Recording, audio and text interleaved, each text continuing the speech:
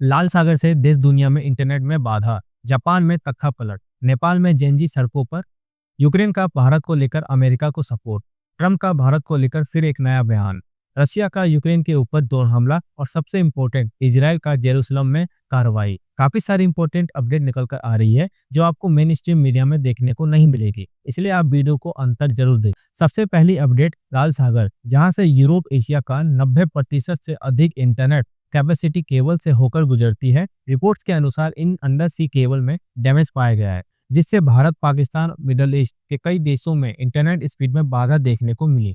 इससे पता चलता है कि ग्लोबल इंटरनेट का कितना बड़ा हिस्सा समुद्र के नीचे बिछे केबलों पर निर्भर है।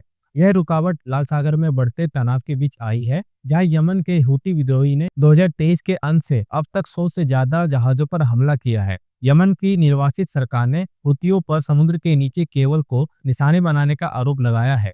हालांकि समूह इससे इनकार करता है। यमन बेस्ड अल मसीरा टीवी, जो कि हूती मूवमेंट को बिलोंग करता है, उन्होंने अंडर सी केबल की बात स्वीकार की है, लेकिन इसकी जिम्मेदारी नहीं ली है। आपका इसके ऊपर क्या कहना है, प्लीज कमेंट। अगली अपडेट जापान के पीएम शिगेरो इशिबा को लेकर है। आपको बता दूं कि इशिबा ने अपने पीएम पद से इस्तीफा देने का फैसला लिया है। यह फैसला उन्होंने हाल ही में हुए अपर हाउस इलेक्शन में मिली करारी हार के बाद इनके पार्टी एलडीपी में बढ़ते तनाव और प्रेशर के बीच लिया है। एलडीपी जापान में तकरीबन 3 दशकों से लगातार सत्ता में है। अगली अपडेट हमारे पड़ोसी देश नेपाल को लेकर है। जैसा कि आपको पता है कि नेपाल में फेसबुक, व्हाट्सएप, इंस्टाग्राम के साथ साथ 26 सोशल मीडिया ऐप के ऊपर बैन लगाया हुआ है।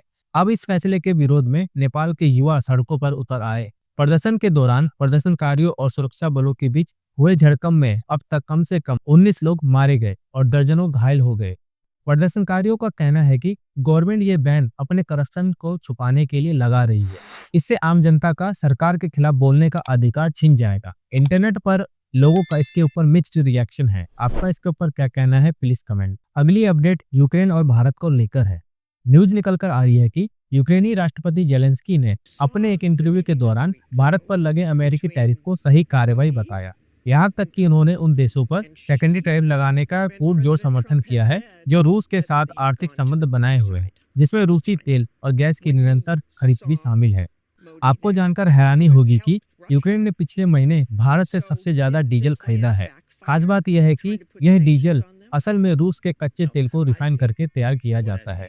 अब बड़ा सवाल ये उठता है कि क्या यूक्रेन के राष्ट्रपति जेलेंस्की को इस सच की जानकारी नहीं है, या फिर सब कुछ जानते हुए भी अनजान बनने का नाटक कर रहे हैं? क्या ये दोहरा रवैया अमेरिका को खुश करने और ज्यादा फंड हासिल करने की रणनीति का हिस्सा तो नहीं?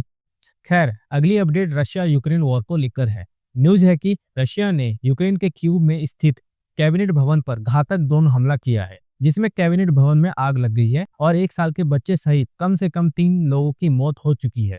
जवाबी कार्रवाई में यूक्रेन ने रूस के दुबजा तेल पाइपलाइन पर हमला किया, जिससे सरकारी और एनर्जी इंफ्रास्ट्रक्चर दोनों पर संघर्ष बढ़ गया है। अगली अपडेट ट्रंप और भारत को लेकर है।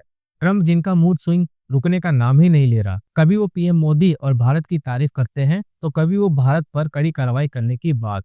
अब अमेरिकी राष्ट्रपति डोनाल्ड ट्रंप ने रविवार को संकेत दिया है कि वह रूस के खिलाफ प्रतिबंधों के दूसरे चरण में जाने के लिए तैयार है। यह एक ऐसा कदम है जो भारत जैसे देशों, जो कि अब भी रूसी तेल खरीद रहे हैं, उनको भी प्रभावित कर सकता है। अमेरिका ने यह फैसला रशिया द्वारा यूक्रेन के कीव में कैबिनेट भवन पर हमलों के बाद लिया है। अनुमान है कि अमेरिका इसमें भारत पर 100% तक टैरिफ लगा सकता है। बाकी देखना यह है इसके ऊपर क्या अपडेट आता है।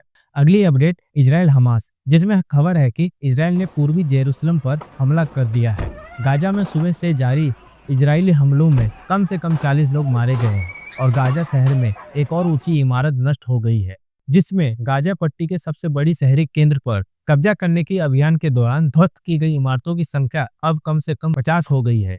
इस पे इजरायली अधिकारियों का कहना है कि पूर्वी जेरूसलम में हुई गोलीबारी में 6 लोग मारे गए हैं और कई लोग घायल हुए हैं। उन्होंने इस हमले के लिए वेस्ट बैंक के 2 फिलिस्तीनियों को जिम्मेदार ठहराया है।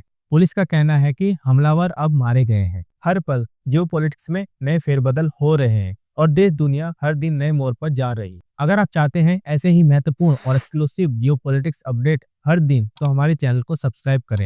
अगर आपको यह वीडियो पसंद आई हो तो वीडियो को लाइक करें। मिलते हैं अगले वीडियो में, तब तक के लिए जय हिंद, जय भारत।